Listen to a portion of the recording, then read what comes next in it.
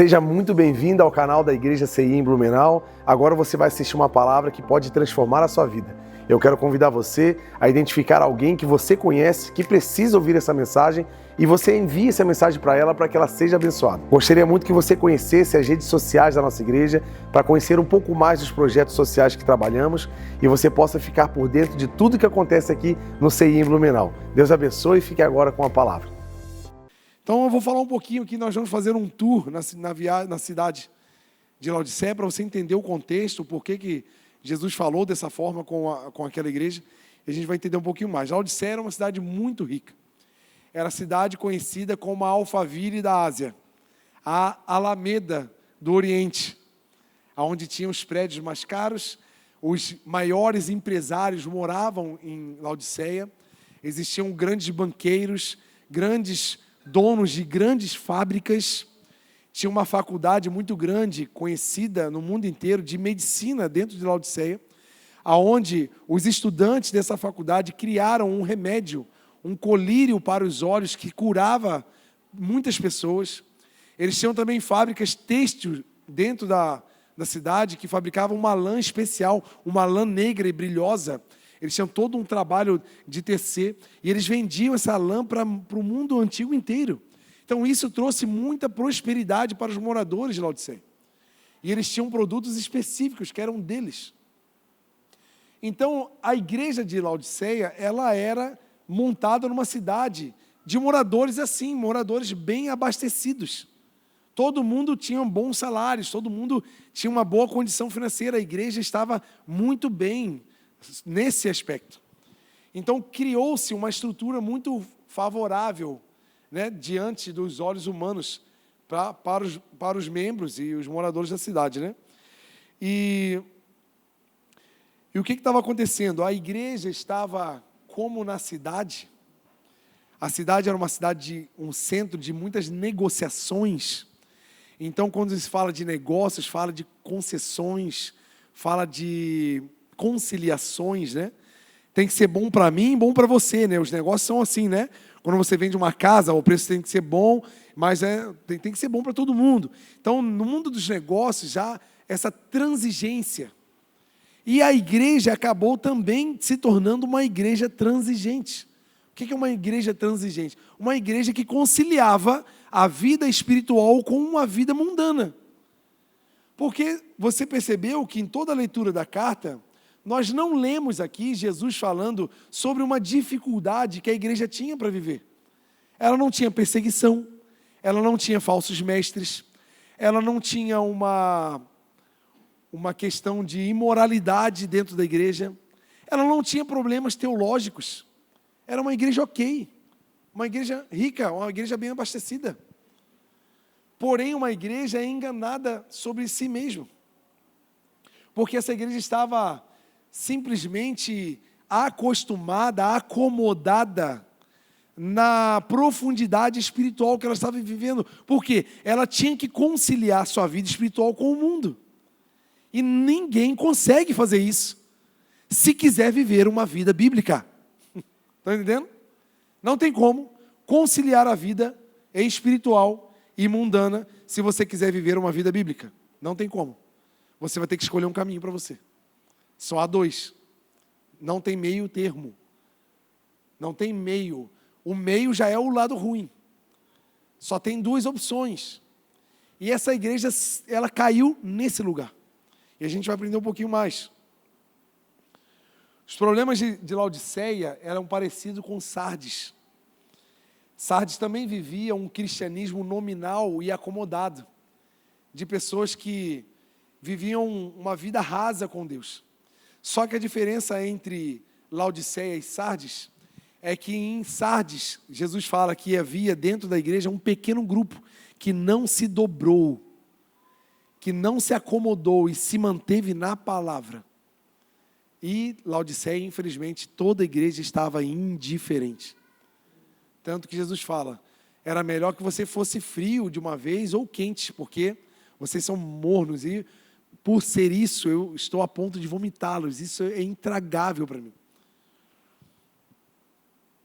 E aqui para a gente entender um pouquinho sobre esses termos, Olha aqui para a gente entender um pouco mais sobre a cidade. Era uma cidade, era um centro bancário, financeiro muito poderoso. Era um grande produtor de lã, como eu falei. Era um produtor era a CIMED do mundo antigo. Produzia remédios para o mundo inteiro. E ela era conhecida também por ter águas térmicas. E aqui existe um detalhe. Laodiceia estava geograficamente posicionada perto de duas cidades muito importantes e conhecidas. A primeira era Colossos, aonde Paulo escreveu a carta aos Colossenses. Provavelmente, eu acredito, que essa carta de Colossenses também chegou aos crentes ali de Laodiceia, e também tinha outra cidade chamada Hierópolis. Eram duas cidades próximas de Laodiceia. Colossos era conhecido porque tinham águas que vinham das montanhas. Essas águas eram cristalinas, puríssimas, e eram geladas. Eram águas que causavam refrigério, eram águas muito geladas. E Hierápolis era uma cidade onde tinha água quente, era água medicinal. Essas duas cidades que produziam esse tipo de água diferente, quando chegava em Laodiceia, essas águas se misturavam. Por isso que as águas de Laodiceia eram águas mornas. E pelo fato dessa mistura de águas diferentes, causava alguma reação por causa dos minerais que vinham das duas cidades diferentes, a água de Laodiceia, ela causava náuseas. Não era uma água potável, não era uma água consumível, não dava para beber. Então você vê que Jesus falou termos muito conhecidos para os moradores de Laodiceia. Vocês são mornos. Morno, peraí, a água daqui é morna. E eu tenho vontade de vomitar vocês.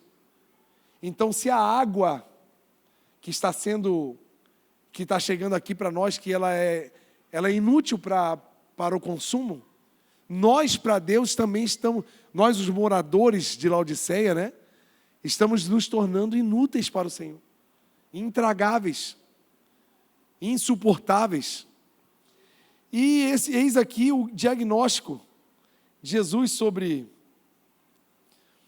a cidade, né, a igreja.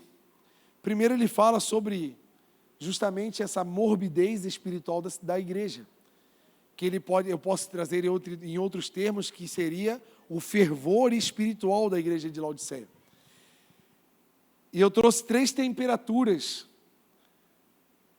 do coração de alguém pode ter na Bíblia. A primeira temperatura é o coração ardente. Abre lá Lucas 24 e 32. É o coração quente. Coraçãozinho quente da ovelhinha do Senhor Jesus. Lucas 24 e 32, é isso aí. E disseram um ao outro. O que estava acontecendo aqui?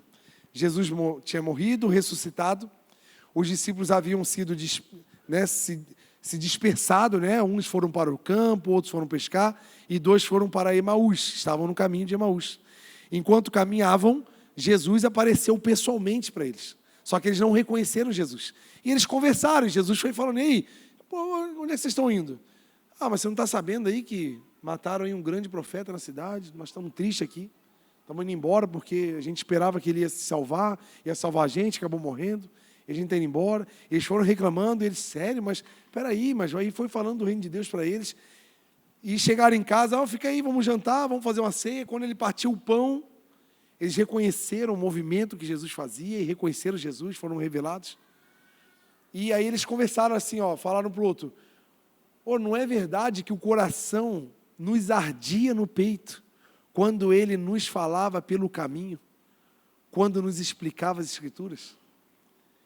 Eles lembraram, rapaz, tu não lembra quando a gente estava caminhando aqui, queimava dentro de nós enquanto ele falava?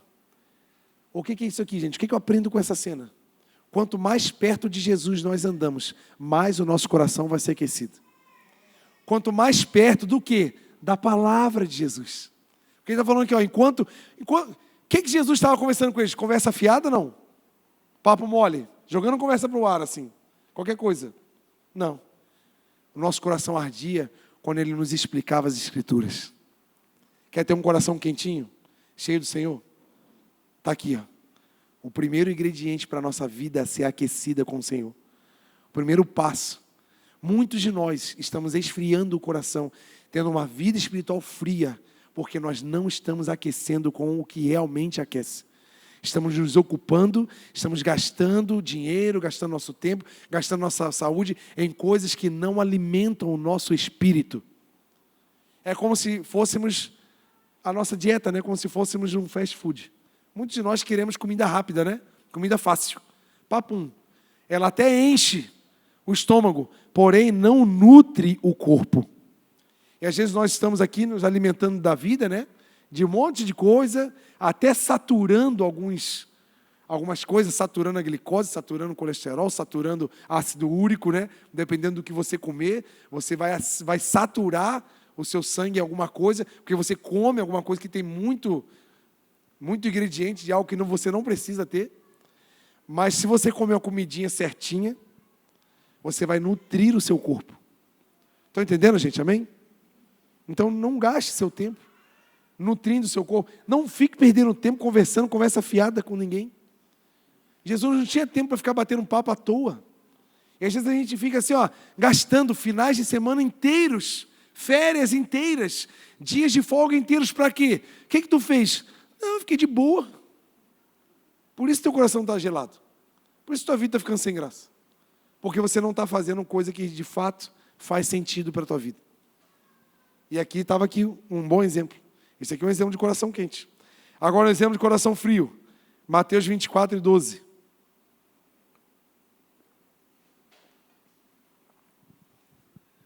Por se multiplicar a maldade, o amor se esfriará de quase todos. Quem anda perto de Jesus tem maldade, gente? Sim ou não? O que é o fruto do Espírito? Né? Em Gálatas 5:22, é isso? Abre lá para a gente. Deixa eu ver se eu fui para a escola dominical. Abre lá. Meu Deus, o professor de escola dominical tá ligado. O fruto do Espírito é amor, alegria, paz, longanimidade, benignidade, bondade, fidelidade, mansidão. Fala o teu amiguinho do lado assim, fica calminho, seja manso. Né? Você está muito brabinho, fala com ele assim, você está muito brabinho para quem tu é. E domínio próprio. Tem gente que não sabe se dominar. Mas é lógico, está desfrutando de outro fruto, de outra árvore. Está se alimentando de outra fonte. Quem nós somos? Galhos secos.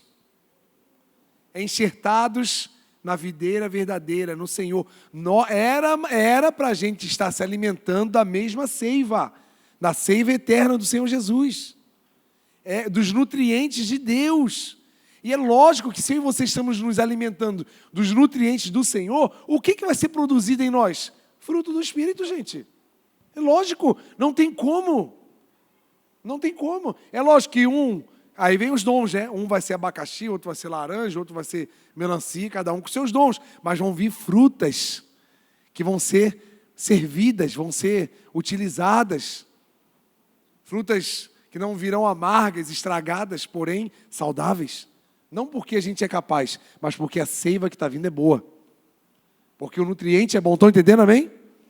E tem o coração morno, né? Apocalipse 3,16, que é onde a gente leu aqui. Coloca lá, só para a gente ler mais uma vez. Assim, porque você é morno, não é nem quente nem frio, estou a ponto de vomitá-lo da minha boca. Que é algo que para o Senhor não dá para ter meio termo. Com Jesus, gente, assim, se você quer de fato, o que eu entendo com essa carta, gente?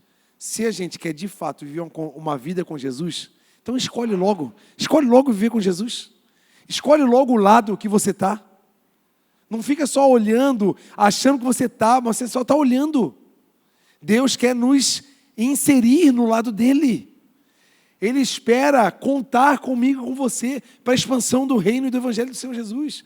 Mas a gente precisa estar do lado dele. Então está na hora de a gente escolher o nosso lado. Está na hora de a gente parar de ser um espectador do evangelho e sermos de fato um protagonista de uma história. Porque o Senhor tem para cada um de nós uma história incrível para ser vivida nessa terra. maravilhosa de expansão. Mas se ficarmos no campo da indecisão, o campo da indecisão, Deus não atua, gente. Então o fogo espiritual, ele está em constante perigo de se apagar. Porque naturalmente o fogo se apaga. Quem é um assador aí de experiência, né? Sabe que se passa muita raiva quando pega um carvão úmido para acender, passa raiva, sim ou não? É triste, né, cara? Quero ficar aquele foguinho fraquinho, magrinho, né? Aí tu bota a carne, vai assar a carne, sim ou não? Não sai nada. Aí você tem que mexer, tem que alimentar, botar mais carvão seco, botar álcool, botar alguma coisa, soprar. Você tem que movimentar. Aí tá lá, pegou, aquela labareda. Mas se você também esquecer, virar as costas, naturalmente vai se apagar. E essa é a nossa vida. Se a gente não se mover, essa empolgação que nós temos, talvez de um domingo à noite abençoado, e nós saímos daqui, meu Deus, recebi uma palavra, Deus falou comigo, mas se a gente não se mover amanhã, terça-feira, quarta, e a gente não se agarrar em alguma coisa, o desânimo vai chegar em nós de novo. Aí a gente vai ter essa escala, assim, uau, domingo, segunda-feira eu tô incrível, estou voando. Terça-feira, quarta já estou em queda livre, quinta-feira já fui para a lona, sexta-feira já cavei minha cova, sábado já me enterrei, domingo já me tampei.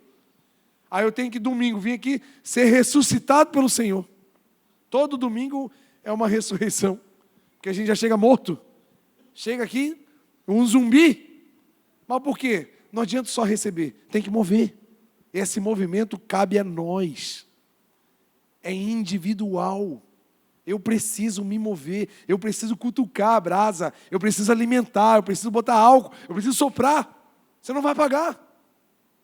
Isso acontece na vida espiritual, isso acontece no casamento, isso acontece na nossa profissão, acontece em várias áreas da vida. Se a gente não se mover, não estudar coisas novas, não se reinventar, não se aprimorar em novas técnicas, as coisas vão ficando as mesmas. Aquela mesmice, aquela coisa, e a gente não cresce, a gente começa a ficar enjoado. Eu sou uma pessoa que me enjoo das coisas muito rápido. Só não enjoo da minha mulher, graças a Deus. Aqui ela fala, ainda bem que tu não enjoa de mim, né, amor? Porque do resto, assim, até de lugar assim que eu ando, eu dou volta em outra quadra, assim, só para não ver as mesmas casas, a mesma pessoa.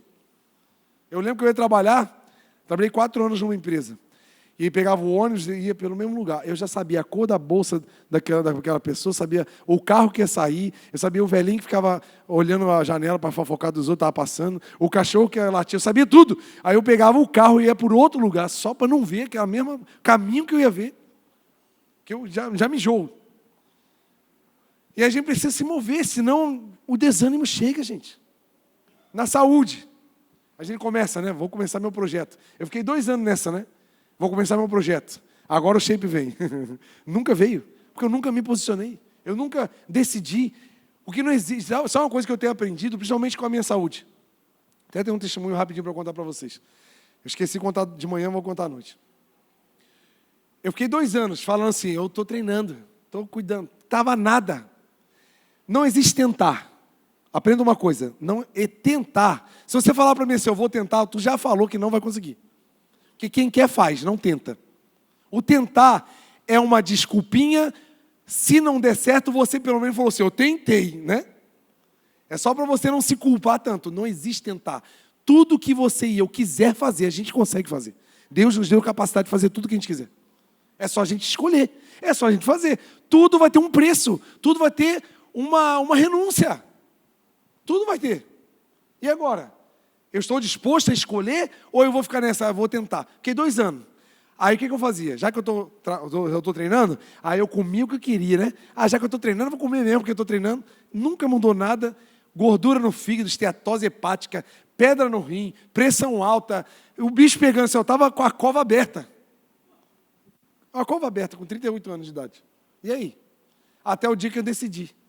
Deus desceu na minha vida, me virou uma chave, e eu decidi, falei, agora eu vou cuidar. Fiz exames agora semana passada, né? Perdi 12 quilos praticamente. Fiz exame no ultrassom.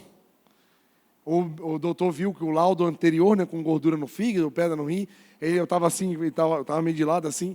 Ele, olha aqui olha aqui a tela que eu falei, pronto, já vai falar que eu estou com um bicho ali, tá tudo me corroendo, eu já sou todo pessimista, né? Pronto, eu já fui... Vou me despedir da minha família. Já comecei a pensar qual é a música do meu velório, qual é o repertório do Alelon. Já comecei assim, pronto, já vou programar tudo, para ninguém falar que não sabia. Aí ele, olha que o teu fígado está limpo, está zero, sem nada. Glória a Deus, já aplauda o nome do Senhor Jesus aí, pelo amor de Deus. Pedra no rim, já fiz 3 cirurgias, 3. Por causa de pedra que saía do rim, entupia o canal da urina, e eu ficava morfina e nada resolvia. Tinha que ir para a cirurgia para tirar a pedra através de cirurgia. 3 vezes. E fora as outras vezes que eu tinha que me internar com crise e o bicho pegando. Não aguentava mais. Não aguentava mais. Fui ver o rim, não tinha nenhuma pedra. Ele falou assim, cara, eu estou procurando aqui, eu não tenho. Ela deve, se tiver, é muito pequenininha, que você está aí tomando bastante água, porque eu mudei meu hábito, tomando água. É 3 litros a 3, de 3 a 4 litros por dia, contadinho, gente. A garrafa está lá. Eu tenho que, estou de saco cheio de não contar essas coisas, tem que fazer. Então, a garrafa contadinha, tem que tomar tantas garrafas daquela por dia. É um preço que tem que pagar. Mas olha o resultado. Saúde, mudança de vida, gás, força, energia. Olha o Senhor trabalhando. Aí eu estou dando chance para eu ver o futuro das sementes que estamos plantando hoje com muito choro, muita lágrima. Eu vou conseguir ver com saúde lá na frente. Não vou deixar minha família ter que me carregar no colo, me limpar, me dar banho. Eu estou velhinho assim, que é aquele que se controla. Ela vai ter que me aguentar até 70, 80 anos. Eu vou estar na atividade, meu irmão. O bicho vai pegar. Não tem para ninguém. Testosterona a 1.200 com 70 anos. Rapaz, você nem sabe de nada. Mas é o quê? É a decisão. Enquanto eu não me decidi, eu vivi uma vida enganada. Porque eu achava que só porque eu me matriculei na academia, eu achava que eu estava bombando, eu sou o cara. Eu tenho vergonha de mim mesmo, uma foto que eu tenho. Quando eu estava na academia. Ridículo. Parecia um rinoceronte feio. Assim, ó, né, amor? Que foto feia! E eu, naquela época, estava me achando, cara. Nossa, eu estou um cara, todo inchado. Meu Jesus, ridículo. Laodiceia pura. Que a gente pensa que está bombando, a gente acha que é o cara, e não é. Não é, gente. Mas a gente precisa decidir, a gente precisa querer. E a gente precisa se mover, porque o desânimo vem. Voltando para onde eu parei aqui. A brasa precisa ser movida. E não é fácil. Às vezes, tu vê uma pessoa que conseguiu um pouquinho de resultado, aí você fala, é fácil. Não é fácil, gente. Tem dia que eu vou para a academia assim, ó, igual uma ovelha muda sendo levada ao matadouro. Aí eu entro lá, cara, não vou treinar hoje. Eu fico uns 10 minutos pensando, o que eu vou fazer? Aí eu vou lá, eu ligo a esteira no 3 e fico assim, ó. Já estou aqui, boto velocidade, aí começa, aí me aquece, aí eu já, pronto, aí passou aquela ruindade. Mas sabe assim, é uma luta contra o nosso não. Que se a gente aceitar, a gente vai sempre puxar para o ruim. A gente não quer estudar, a gente não quer ler a Bíblia, a gente não quer orar, a gente não quer fazer nada. E a gente acha que está bombando, não está, gente. Não está, vamos furar o balãozinho aí, vamos pisar na terra de novo, vamos saber quem a gente é. A gente não é tão bom assim. A gente precisa melhorar. E não pode desanimar no processo. Porque tem muita gente que até começa, mas desanima no meio. Qualquer coisinha tira você e eu do trilho, assim, a gente já muda o foco. Não dá para mudar. Vamos lá, vamos correr. Não dá para nem pregar metade da mensagem, gente. O horário já foi. Vamos lá, vamos correr. Aqui, ó, qual é o primeiro diagnóstico, né? Como eu falei, o esfriamento espiritual. Segundo, diagnóstico do Senhor Jesus, a autoconfiança falsa de si mesmo. Que eu já estou falando disso, né? O que estava acontecendo? Laodiceia falou o seguinte, a gente é rico, não precisa de mais nada. Eis aí o engano. Sabe qual é o maior perigo que a gente pode ter na vida? Tem pessoas que têm muito conhecimento. Elas conhecem muitas coisas, sabem muitas coisas, têm muita habilidade, têm muita experiência. Mas se ela não tiver sabedoria, de nada vale. E tem pessoas muito indoutas, muito simples, que não conhecem muita coisa, mas são cheias de sabedoria. E elas estão na frente dessas que têm muito conhecimento. Porque, sabe o primeiro sinal de uma pessoa que tem sabedoria? Quer ver o primeiro sinal? Quanto mais você sabe, mais humilde você fica. Isso é a pessoa que tem conhecimento e sabedoria. Porque tem gente que conhece muito e se acha. Ele acha que é melhor do que as pessoas. Ele se coloca naquela posição sempre de ensinar as pessoas, de sempre achar mais, de sempre... Você fala uma coisa e fala duas. Se você fala, tu conhece de alguma coisa, ele também conhece. Ele nunca fica por baixo, porque ele precisa expor o conhecimento. Porém, aquele que conhece e tem sabedoria, ele percebe que sempre há oportunidade de aprender com alguém, seja ele a pessoa mais simples do mundo. Porque quanto mais você conhece, mais humilde você fica quando você tem sabedoria. Não é só pelo seu conhecimento. Não esqueça que o conhecimento sem sabedoria, ele é um caos. A sabedoria, ela nem precisa do conhecimento. Porque a sabedoria é o próprio Deus. A sabedoria é o Senhor Jesus na vida. E o que estava acontecendo? Eles estavam ali, Laodiceia se considerava rica, mas era pobre. Sardes se considerava vivo e estava morto.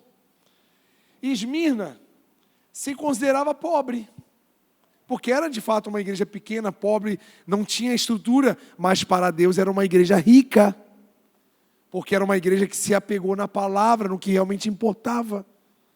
E às vezes a gente se considera também para o ruim, né? A gente se diminui. Eu não sei, eu não posso. Quem sou eu? Para de ser essas falas assim, não te ajudam a crescer. Porque nós somos filhos de Deus. Deus nos fez para comer o melhor dessa terra. Nós temos direito de chegar em lugares grandes dessa terra. Agora, com humildade, com sabedoria, com o Senhor. Não com soberba, não com intenções carnais. A gente tem que cuidar com isso. Mas também não pode deixar de viver as coisas boas. Estão entendendo, gente? Amém?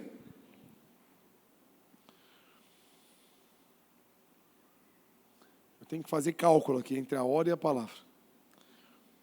E nem sempre os conceitos que nós formamos de nós mesmos são reais. E a igreja de Laodiceia, ela caiu numa trágica, a trágica queda da igreja de Laodiceia foi essa incredulidade. Porque é melhor você e eu sermos um ateu declarado e posicionado do que um cristão incrédulo. Que é perigoso isso. Porque o cristão incrédulo, ele é uma bomba relógio, ele é um problema. Porque o ateu declarado é esse cara, eu sou esse cara e acabou. Eu acredito que eu não acredito, pronto, eu vivo isso aqui. Agora o cristão, no mínimo, ele tem que caminhar na fé, ele acredita em alguma coisa. Ele acredita no Senhor, na palavra. Só que quem é o cristão incrédulo? É o cara que conhece a palavra, que já teve experiência com Deus, que já viveu coisas com o Senhor, porém ele não acredita em algumas coisas. Por exemplo, eu tenho uma vida que não agrada o Senhor, sei lá. Só que eu não acredito que o Senhor está vendo. Eu faço, olho para mim, não aconteceu nada. Então Deus não está vendo. Eu não acredito que Deus vai me castigar se eu fizer o que eu tenho uma vida dissoluta, né? Uma vida irresponsável. Eu não cuido da minha saúde, não cuido da minha família, não sou um pai responsável, não sou um marido responsável. E estou assim, não acredito que o Senhor vai me cobrar por isso. Porque até hoje ele nunca falou nada, nunca aconteceu nada. Isso é um cristão incrédulo. Porque a palavra diz que o marido tem que dar a vida para a sua esposa. A palavra diz que nós temos que ser a representação de Deus dentro da nossa casa. E o cristão incrédulo, ele é desobediente, porém autoafirmativo. Não, eu vou na igreja. Não, eu sirvo nas escalas. Eu sou um homem bom, eu trabalho, eu sou honesto, eu pago minhas contas. Mas se a gente... Por exemplo, outra coisa que a gente não acredita que Deus vê, quando nós somos relaxados. O que a palavra diz? Não faça... Ai daquele que faz as coisas relaxadamente. E às vezes a gente é relaxado. Relaxado com a casa, relaxado com o carro, relaxado com a saúde, com o corpo, relaxado na obra de Deus, nos dons que Deus te deu. E como assim? Deus não é aquele que fica jogando raio na cabeça dos pecadores, né? Porque se fosse assim, nós estávamos tudo lascado, né? As coisas vão acontecendo e a gente não acredita que Deus está vendo. Porque são coisas muito particulares. O meu guarda-roupa ninguém vê. É um lixo, tudo desarrumado, tudo embolado, mas ninguém vê, eu fecho a porta, só eu sei. Relaxamento. Você acha que Deus se agrada? Não, mas você entende isso. Você não acredita que Deus pode estar vendo ou controlando essas coisas. Você é uma pessoa que julga as pessoas, que maldiz as pessoas, que fofoca das pessoas. Mas como não acontece nada contigo, tu não acredita que Deus está vendo. Cristão incrédulo. Sabe quem é um cristão incrédulo? O morno. O morno. Então por isso que é mais válido a pessoa ser um ateu que não acredita em nada e é posicionado, do que esse, que faz as coisas relaxadamente. Quer ver, gente, fazer relaxadamente aqui, gente, na igreja, pelo amor de Deus. Tudo que eu vier na tua mão, eu peço com muito cuidado. Eu não peço porque eu sou chefe. Eu peço porque eu não consigo fazer, ou eu não sei. Eu não dou conta de tudo. E a gente tem que dividir a obra, né, gente? Para mais pessoas poder servir, ajudar. Agora, por favor, se você não pode fazer ou não consegue, fala para mim, não. É melhor do que você falar assim, tá bom, pastor? Você vai lá e faz mal feito, faz errado. Ou faz de qualquer jeito e acha que está bom, acha que Deus não está vendo. Deus está vendo. Deus está vendo se tem uma lâmpada queimada aqui e você não trocou por relaxamento. Deus está vendo aqui se alguma coisa está suja e era para você limpar e você não limpou. Deus está vendo. Deus está vendo se alguma pessoa que era para você ter procurado, ter ajudado e você não quis ajudar, simplesmente foi negligente. Deus está vendo. Coisas relaxadas, Deus está vendo. Sabe por quê, gente? O que é importante para Deus precisa ser importante para mim.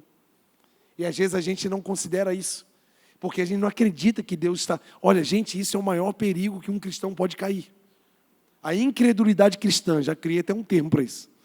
A incredulidade cristã é a mais perigosa, é o que mais esfria corações nos últimos tempos, desde o tempo de Laodiceia. Eu e você não podemos ser indiferentes com as coisas do Senhor. E as coisas do Senhor não se limitam apenas na nossa igreja, estão lá na nossa casa. Não seja relaxado com o seu carro. Não seja relaxado com a sua casa. Faça tudo para a glória. Em Coríntios fala assim, ó, se for beber um copo d'água, que seja para a glória de... o copo sujo lá, com marca, formiga, você pega as coisas. Vai pegar um açúcar, falta pouco só uma capivara dentro do pote. É para a glória de Deus? Não é, né? Eu e a Kira não temos uma pessoa que limpa a nossa casa, é nós dois. Essa semana era nós dois, com mangueira, lavando até a cozinha de mangueira. Pensa, nós dois, bem doido. Lavando cozinha, lavando banheiro de mangueira e pau pegando, limpando, tudo que estava no chão foi pro teto, para poder limpar. Eu tenho que deixar a casa de uma forma que glorifique o nome do Senhor Jesus. Esse dia passou um vizinho, um senhorzinho lá na frente de casa, falou assim para mim, olha, eu conheço o dono dessa casa, e eu falei com ele para nunca deixar vocês saírem dessa casa. Eu falei, por quê? Eu não mereço uma melhor? Não que a nossa casa seja ruim, mas eu amo minha casa, né? Mas um dia a gente pode ir para outra, né? Aí ele assim, não, porque eu nunca vi ninguém cuidar dessa casa igual vocês. Vocês deixam sempre a graminha cortadinha, as coisas feitinhas, nunca tem bagunça aqui na frente da casa, porque todos os moradores que moravam aqui, tudo era bagunçado e sujo, porco. Já está glorificando ao Senhor. As pessoas veem, gente. O Senhor está vendo. Estão entendendo, gente? Amém? Agora, para a gente terminar, vamos lá, Léo, já sobe comigo para a gente poder ir para o final. Um dia vocês me chamam aí para a gente comer um churrasco, eu conto a história toda de Laodiceia, tá? Faço questão de contar ela todinha.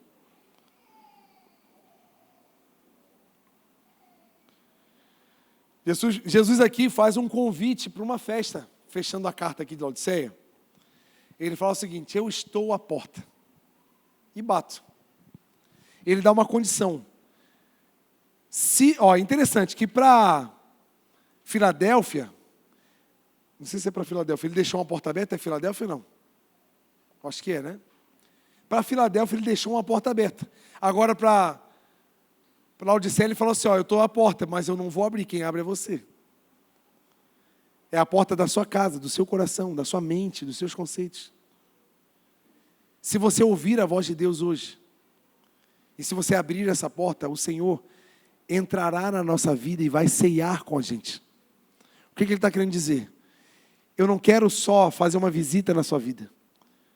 A ceia, ela fala de intimidade, de comunhão. Jesus quer ter intimidade com a gente. Ele quer ter um novo nível de relacionamento comigo, com você. Agora, eis uma condição. Se eu e você estivermos dispostos a ouvir e dispostos a abrir a porta. Porque às vezes falta em nós essa disposição. Porque tem muita gente que não gosta nem de ouvir.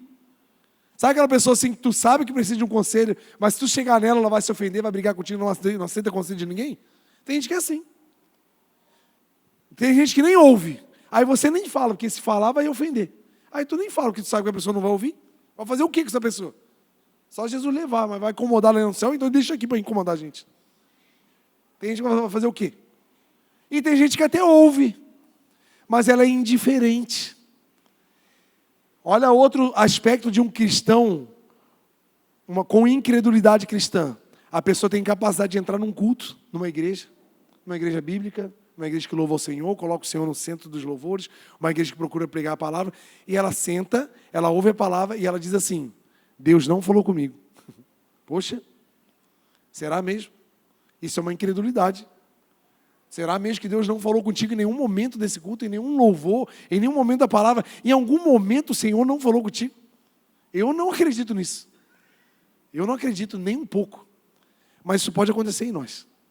Agora, qual é a palavra que nós temos aqui para essa noite? O Senhor está na porta da nossa vida.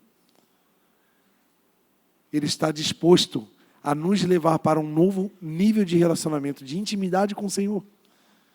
Agora a pergunta que eu faço para você: você está disposto a ouvir e abrir essa porta? Está disposto a deixar o Senhor acessar a sua vida? Acessar a intimidade da sua vida, do seu coração, acessar ambientes que você esconde sentimentos, opiniões, coisas distorcidas que só você conhece, que você esconde, que você abafa, que você disfarça. Você está disposto a deixar o Senhor ter intimidade dentro do seu casamento, dentro da criação dos seus filhos, dentro dos seus sentimentos? Porque se eu e você estivermos dispostos a isso, o Senhor não vai apenas fazer uma visita, mas o Senhor vai entrar e vai ter um novo nível de intimidade com a gente. Eu e você vamos desfrutar do cuidado do Rei Jesus na nossa vida. Porque se Ele entrar, não é qualquer pessoa que está entrando na tua vida, não. É uma autoridade. É o Filho de Deus. É o príncipe. É o príncipe da paz. É o autor da fé e da vida. É o Criador dos céus e do universo. É aquele que entregou seu Filho para morrer por nós. Não é qualquer visita na sua casa. Não é a pessoa que só vai olhar e vai embora. É a pessoa que vai mudar a minha e a sua vida. Tu acredita nisso?